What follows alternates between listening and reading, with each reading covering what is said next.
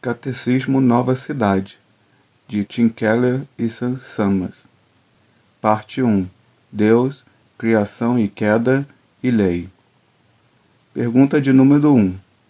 Qual é a nossa única esperança na vida e na morte?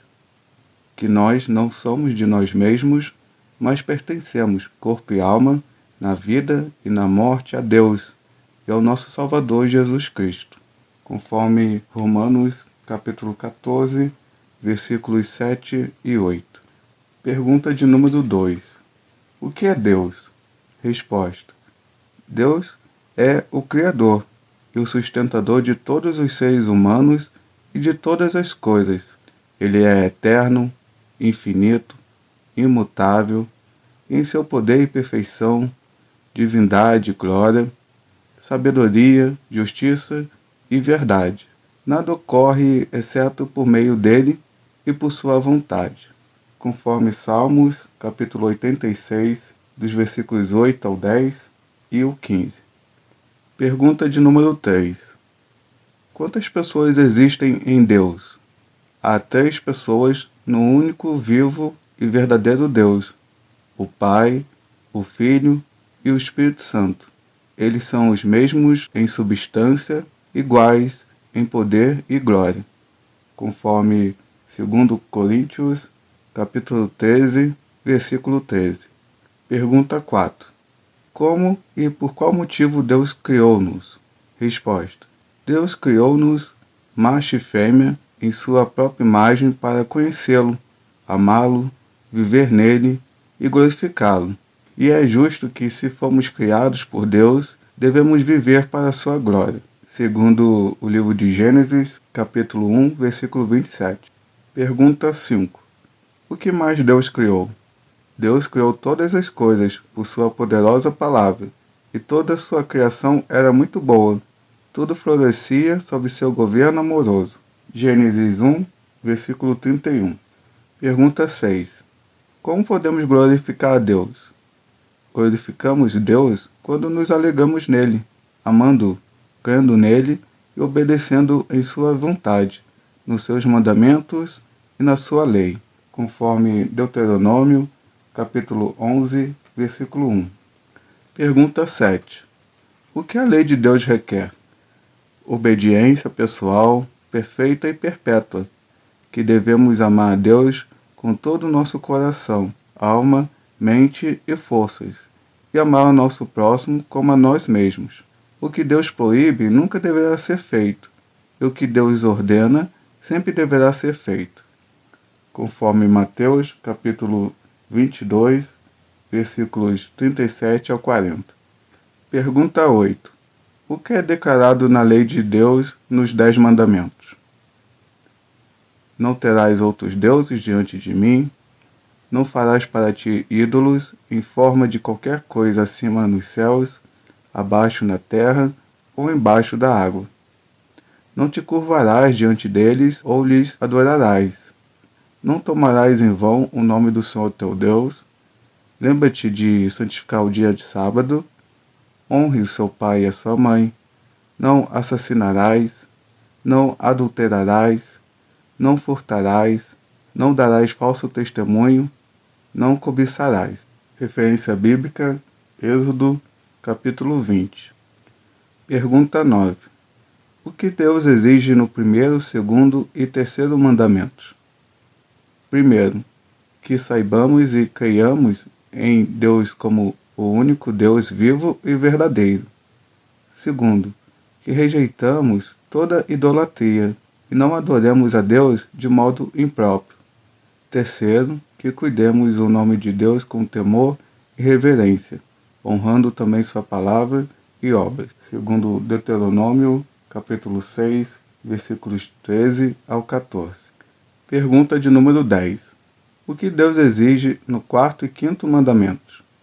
Quarto, que no dia de sábado passemos o nosso tempo em adoração pública e privada a Deus, descansando de nossa rotina de trabalho, servindo a Deus e aos outros, antecipando assim o sábado eterno. Quinto, que amemos e honremos o nosso pai e nossa mãe, submetendo-nos à sua disciplina piedosa e autoridade, conforme Levítico 19, versículo 3.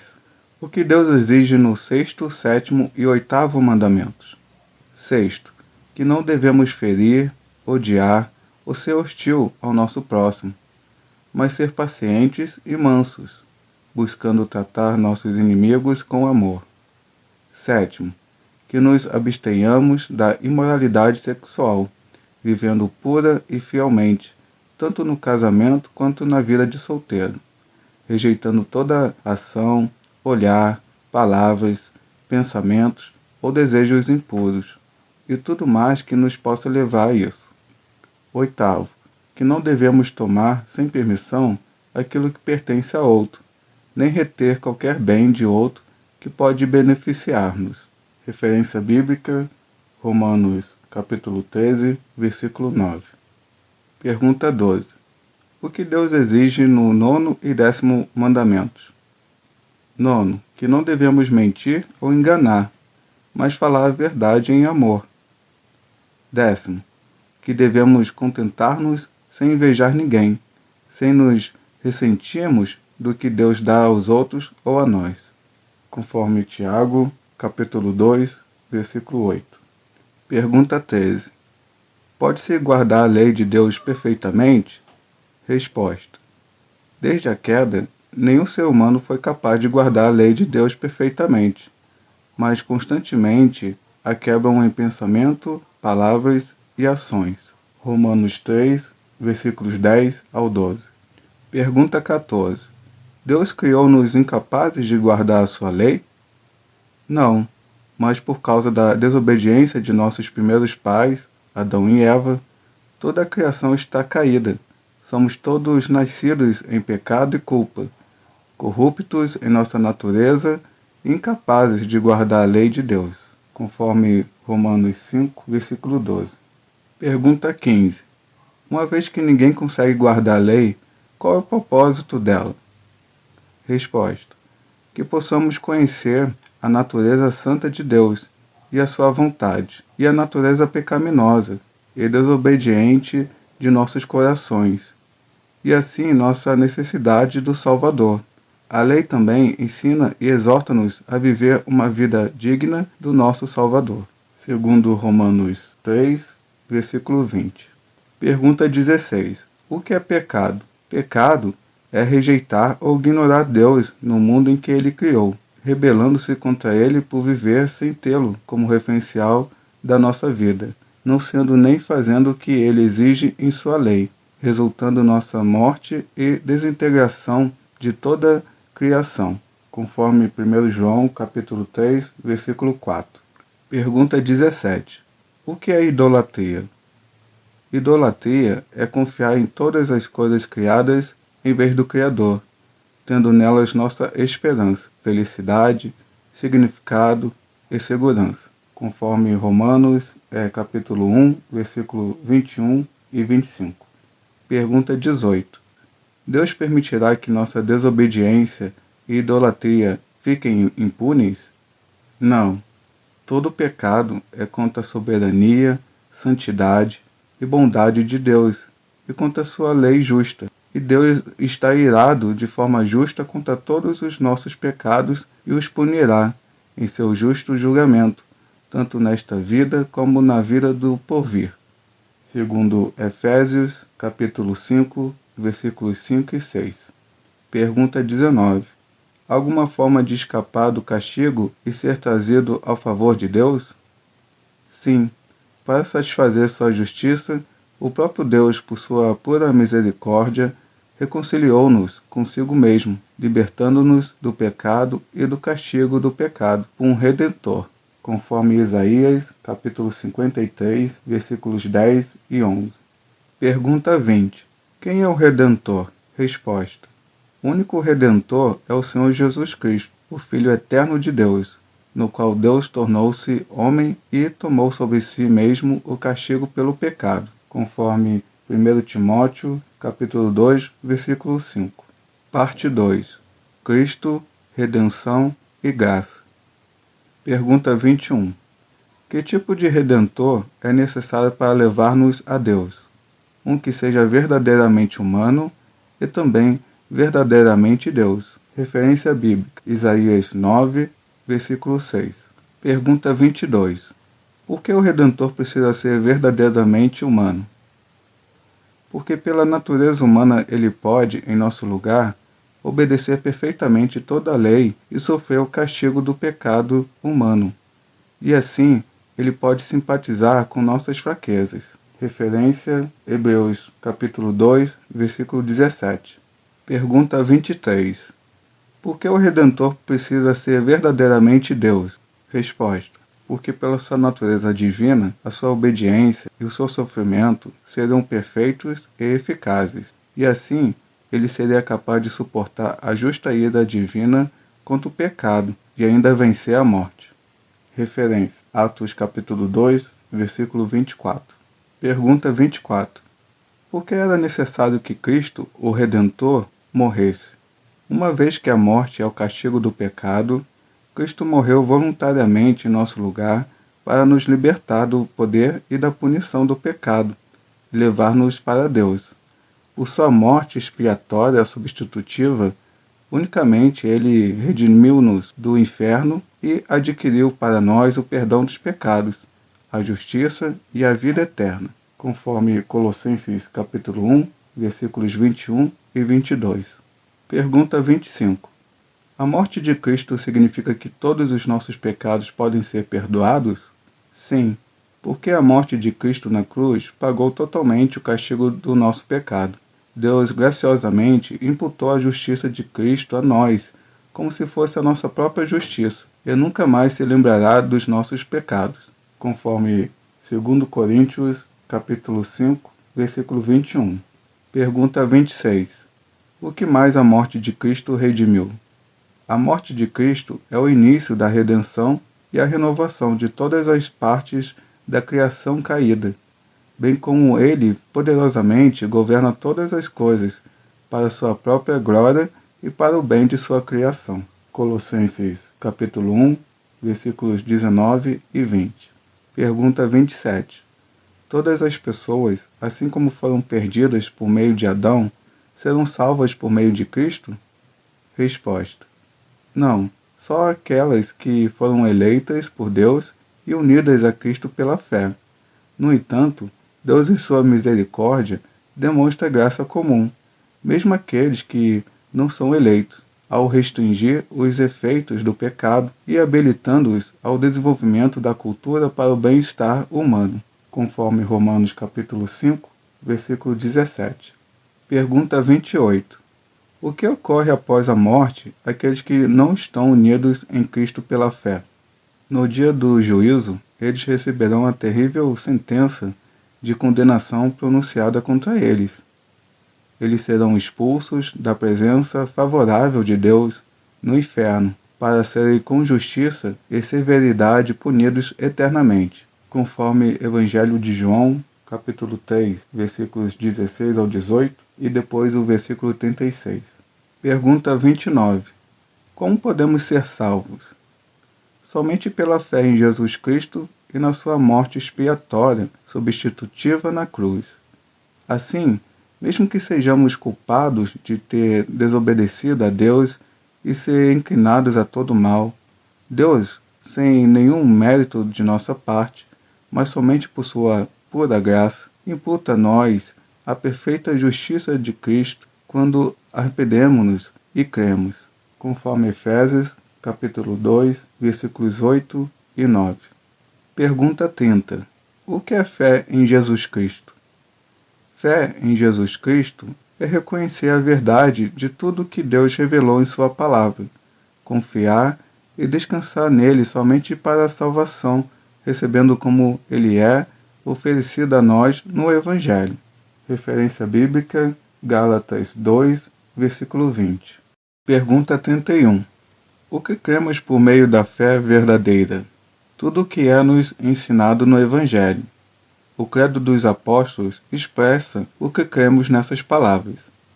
Cremos em Deus Pai, Todo-Poderoso, Criador dos céus e da terra, e em Jesus Cristo, seu único Filho, nosso Senhor, o qual foi concebido pelo Espírito Santo, nascido da Virgem Maria, padeceu sob Pôncio Pilatos, foi crucificado, morto e sepultado. Ele desceu ao inferno, ao terceiro dia ressuscitou da morte, subiu aos céus e está sentado à direita de Deus Pai Todo-Poderoso, onde virá para julgar os vivos e os mortos. Cremos no Espírito Santo, na Santa Igreja Católica, na comunhão dos santos, no perdão dos pecados, na ressurreição do corpo e na vida eterna. Referência bíblica, Judas, versículo 3. Pergunta 32. O que significam a justificação e santificação? A justificação significa a nossa justiça declarada diante de Deus, feito possível pela morte e ressurreição de Cristo por nós. A santificação significa o nosso crescimento gradual na justiça, feito possível pela obra do Espírito em nós, conforme 1 Pedro, capítulo 1, versículos 1 e 2. Pergunta 33. Aqueles que têm a sua fé em Cristo podem buscar a sua salvação por meio de suas próprias obras ou em qualquer outro lugar? Resposta: não, não podem, uma vez que tudo o que é necessário para a salvação é encontrado em Cristo. Buscar a salvação por meio de boas obras é negar que Cristo seja o único Redentor e Salvador, conforme Gálatas, capítulo 12, versículo 16. Pergunta 34. Uma vez que somos redimidos somente pela graça, por meio somente de Cristo, precisamos ainda fazer boas obras e obedecer à palavra de Deus? Sim, pois Cristo, redimindo-nos por seu sangue, também renovou-nos pelo seu Espírito, de modo que a nossa vida possa mostrar o amor e a gratidão a Deus, e assim estejamos seguros da nossa fé em Cristo pelos frutos, e que, dessa maneira, pelo nosso procedimento piedoso, outros sejam levados a Cristo. Referência bíblica, 1 Pedro, capítulo 2, versículos 9 até o 12. Pergunta 35. Uma vez que somos redimidos somente pela graça, por meio somente da fé, de onde vem esta fé? Todos os dons nós recebemos de Cristo por meio do Espírito Santo, incluindo a própria fé, segundo Tito, capítulo 3, versículos 4 até o 6. Parte 3. Espírito, restauração, crescimento em graça. Pergunta 36. O que cremos sobre o Espírito Santo? Resposta: que ele é Deus, coeterno com o Pai e o Filho, e que Deus concede-o irrevogavelmente a todos os que creem. Referência: Evangelho de João, capítulo 14, versículos 16 e 17. Pergunta 37. De que forma o Espírito Santo pode ajudar-nos? O Espírito Santo convence-nos dos nossos pecados, conforta, guia, dá-nos dons espirituais e o desejo de obedecer a Deus. E ele nos habilita a crer e compreender a palavra de Deus. Efésios capítulo 6, versículos 17 e 18. Pergunta 38. O que é a oração? A oração é o derramar de nossos corações a Deus, em louvor, petição, confissão de pecado e ações de graça, conforme Salmo capítulo 62, versículo 8. Pergunta 39. Com que atitude devemos orar?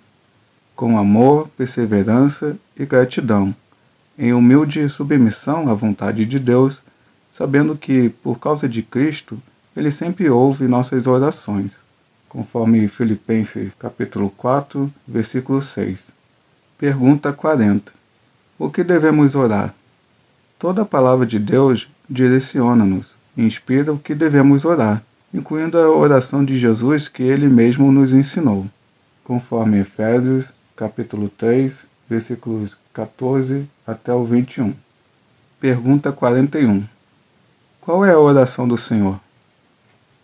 Pai nosso que estais nos céus, santificado seja o teu nome, venha o teu reino, seja feita a tua vontade, assim na terra como no céu. Dá-nos hoje o pão nosso de cada dia e perdoa-nos nossas dívidas, assim como temos perdoado nossos devedores. E não nos deixes cair em tentação, mas livra-nos do mal. pois teu é o reino, o poder e a glória para sempre. Amém. Mateus capítulo 6, versículo 9 ao 13. Pergunta 42. Como se devem ler e ouvir a palavra de Deus? Com diligência, preparo e oração, e assim recebê-la com fé, guardá-la em nossos corações e praticá-la em nossas vidas.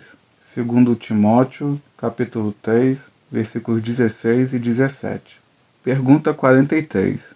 O que são os sacramentos ou as ordenanças? Os sacramentos ou ordenanças dadas por Deus e instituídos por Cristo, isto é, o batismo e a ceia do Senhor, são sinais visíveis e selos aos quais estamos juntamente ligados como uma comunidade de fé à sua morte e ressurreição.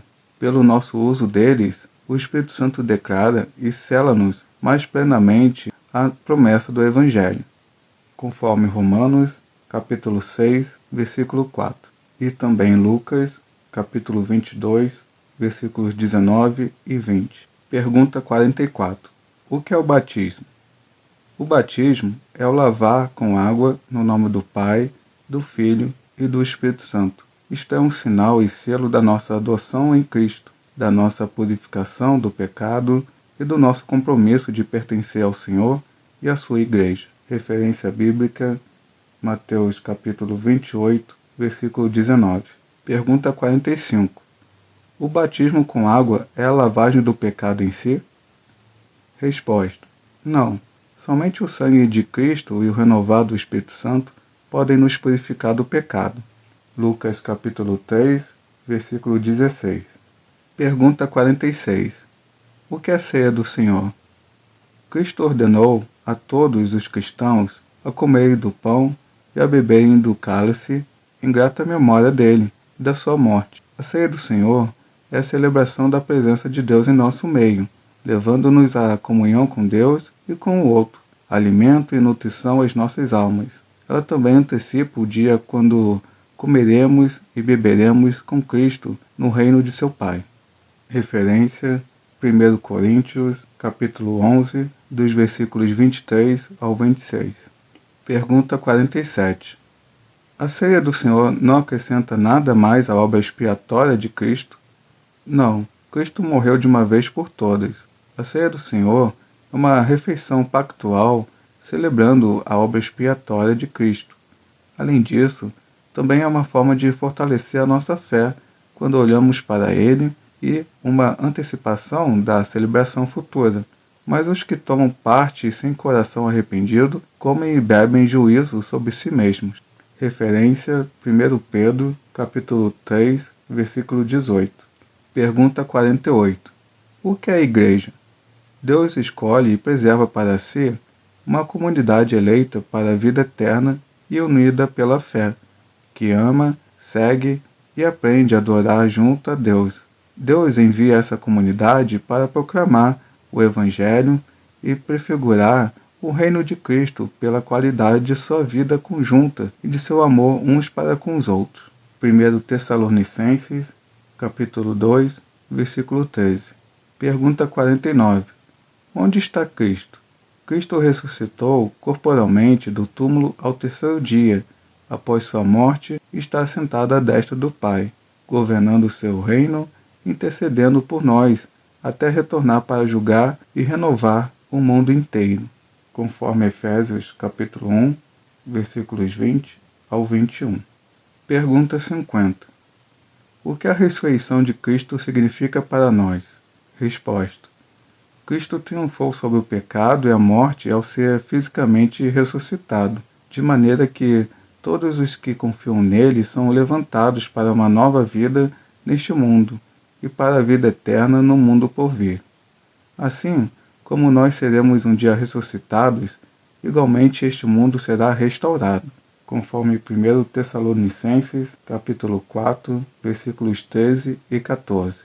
Pergunta 51. Que benefício para nós é a ascensão de Cristo?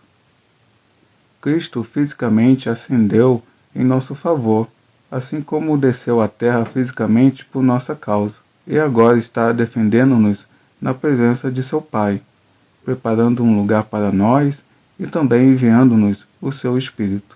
conforme Romanos, capítulo 8, versículo 34. Pergunta 52. Que esperança tem a vida eterna para nós?